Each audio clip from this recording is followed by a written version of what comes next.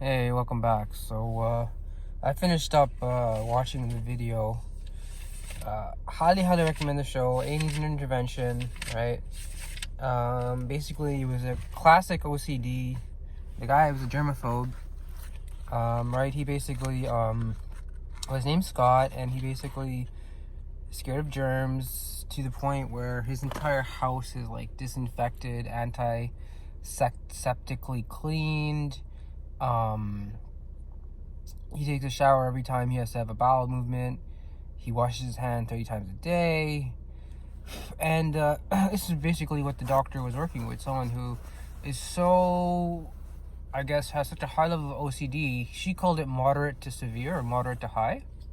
That it's going to take a long period of time to help him think differently about his obsessive thoughts and what he needs to do to allay those thoughts. So 3.5 months in of working with Dr. Shanna, he's doing video journals, and one of the quotes he says is, "I'm working hard, I'm staying contaminated, I'm keeping my house contaminated." That's the key. Dr. Shanna wants to get him to be okay with being contaminated or being someone who has germs on them, right? He wants him to start thinking that germs aren't necessarily the root cause of what is troubling him. It more than likely is his sexual abuse that he suffered, and he basically was very brave to talk to us about on camera. It has basically nothing, just like my choking phobia has basically nothing to do with my real fear of choking, right? It has to do with being gay and to a certain extent, I mean, just being gay. Let's keep it at that. So, I'm pretty sure Dr. Shanna did some sort of thought records with him to try to get him to like realize that there are alternative thoughts to, for example, I need to clean, I need to wash. You know, there are alternative thoughts. You can sit with those. So before the exposures, Scott's boyfriend, Jason, wanted to move in with him, except because it's so clean, he doesn't really feel comfortable setting up like a individual space or a common shared space for his boyfriend for perhaps, hygiene reasons. Like, not necessarily that he thinks his boyfriend's dirty, just that he's scared of germs, period. So having someone else is more work for him. That's how he kind of looks at it, They're looking inside someone who has anxiety. So, one of the great testaments to how powerful, life-changing, and real exposure therapy is how he actually made a room for his boyfriend to kind of come in, a shared kind of office area.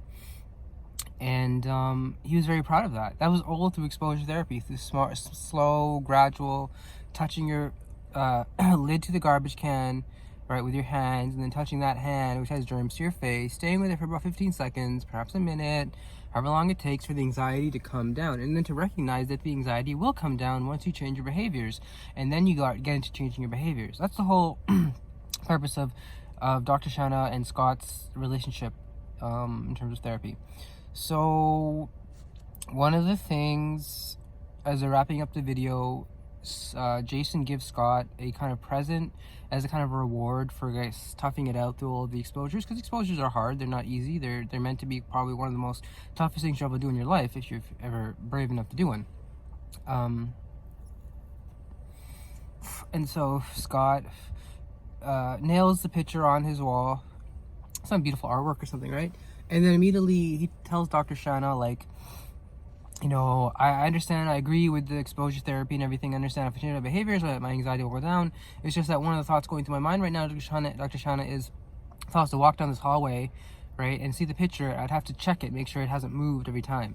And she basically said to him, you can't always control your thoughts, you can't always control your behaviors. And Scott said, I want to control my behaviors. So basically, he had to make that connection again, which is kind of hard to make, which is that you can't control your thoughts. You can't control your behaviors. You can't always control your thoughts, and you can't always control your behaviors. What you can do, though, is try. Right? You need to try to at least somewhat, and that's what he said. He said he's buying into this, that you need to try to control your behaviors, because with thoughts, with OCD, medication's probably best. It's the behaviors that really get those thoughts down. Changing the behavior, saying I'm not going to move that, I'm not going to change that because I'm just not, and then you'll just see it'll go down. You'll make the connection. And of course, Dr. Greenberger talked about this. He talked about how thoughts, behaviors, emotions, and your your sleeping habits and your eating habits or your drug abuse habits or your sexual habits are all related. Your thoughts, behaviors, and emotions are related to those things. And so she's basically trying to get Scott to do that. They're saying, look, if you change your behavior, your thoughts, which is I need to check that picture, will go away, will be lessened. Therefore, your emotions, for example, oh, I'm feeling hot, I'm feeling sweaty, I'm feeling like I need this urge to do it, they'll also be lessened. It's all related. So Dr. Chan is basically trying to teach Scott this, that if you don't move the picture, your obsessive thoughts will have less power, right? Just like my doctor was trying to teach me, if I don't listen to the Quran while I eat, then my obsessive thoughts will have less power. For me, I don't have OCD. It's like the same thing. It's a specific phobia. All right, it's almost the same thing. So that's basically all I wanted to say. Just a couple more quotes I want to wrap up with, and we'll do thought records tomorrow. We'll do thinking. We'll do what's known as thinking errors tomorrow. We did this before though. I want to really just like kind of do like a quick so everyone knows each thinking error, because it's kind of important. It's very important, especially when you're doing thought records. You look through which thinking error you're doing when you're doing a thought record. And I so just want to kind of end with this quote here. So last kind of little scene is Scott with a party. Let me just set it up. Scott's having a party, brings his friends. His girlfriend, his sister comes in from town. Dr. Shannon's there. They're all having pizza, relaxing. It's dirty. There's dirty napkins and things on coasters, and he's buying into it. He's like, it's okay. I'm not dirty. I don't feel like I have to clean this immediately. Yada yada. And so Scott is. He says on the show, this is one of the first times in my life where I just want to enjoy myself. If things aren't perfect, oh well. I'm sure my compulsive thoughts, my obsessive thoughts are going to be rampant. But this time I have a new set of tools to address it, and I'm not going to get all stressed out about it. Right? End quote. So that's my point, that he has, first of all, alternative balanced thoughts. For example, he said, this is one of the first times in my life where I just want to enjoy myself. If things aren't perfect, oh well. Right? That is an alternative balanced thought to, if things aren't perfect, I need to pick that up, a dirty napkin, right? Or I need to clean myself more when I use the washroom, or I need to wash my hands, more. Just stay, oh well. You'll see different thoughts will come once you change your behavior. Instead of, I need to immediately clean this, thought will come, oh well.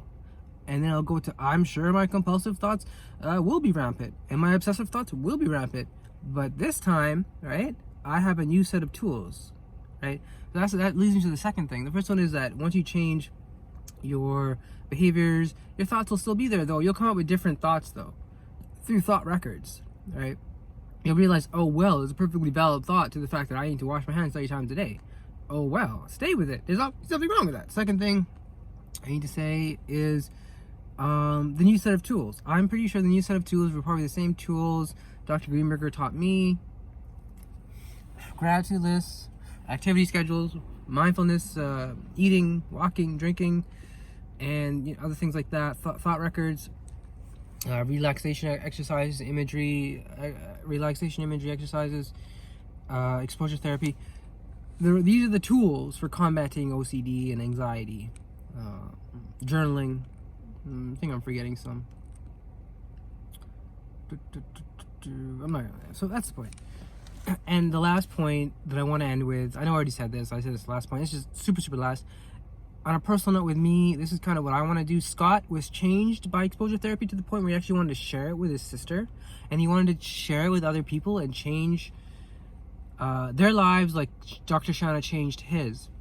So that's what Scott did. He actually asked his sister, if you want to kind of work and on exposure therapy too. And she said, if it can work for him, it can work for me. And that's the goal, I think, of these videos, is to show that if it can work for me, it can work for you, no matter how dark you are or how bad you are. Like, I'm not a perfect person. You've seen me cry on my videos.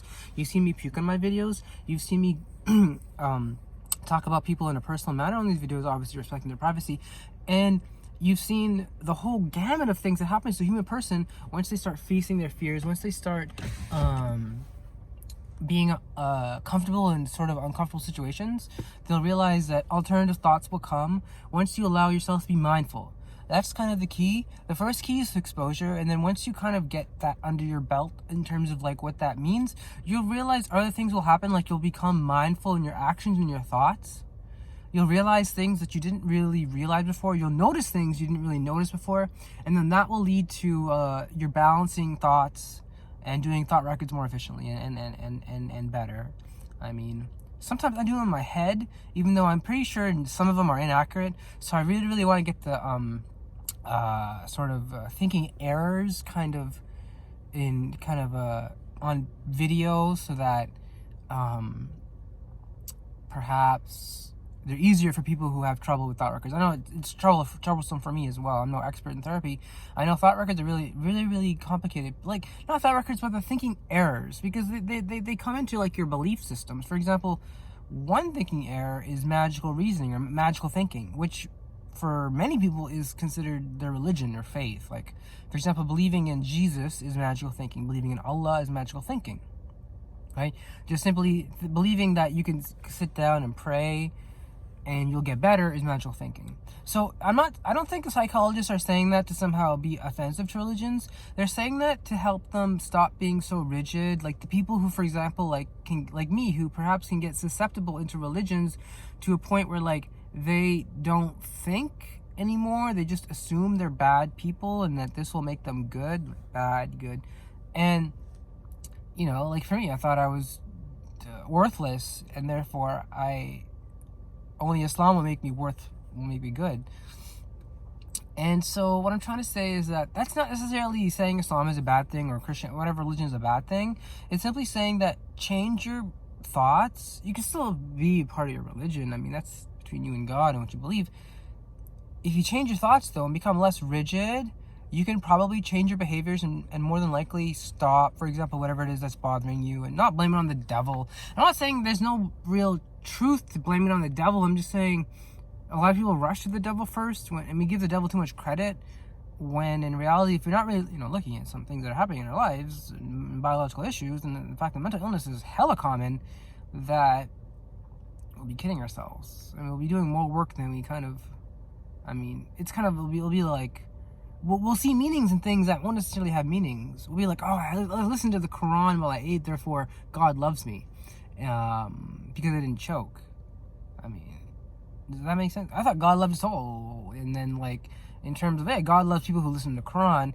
Why are you listening to the Quran? Are you listening to the Quran because you love listening to the Quran? Because that's a higher reason. Or do you listen to the Quran simply for, like, because you're scared you're gonna die, like I was, and then if I'm gonna die, the last thing I want to be listening to is the Quran? Well, then it's more of like a mental illness. You're not really wanting to do it. It's more of just like a repetitive act that you're doing. All right, you have no real basis of belief in it. You're just doing it because you were taught that it's good. Therefore, you can also learn other things that may be quote unquote good that aren't necessarily good. Because psychology is for all people, not just for people in your specific religion. So I've kind of dealt with that quickly. With that being said, I have nothing more to say. I'm basically just gonna end it here. I'm gonna end it here because I've said it 2 times. So end it here. Remember, guys, stay with it. New video tomorrow about thinking errors.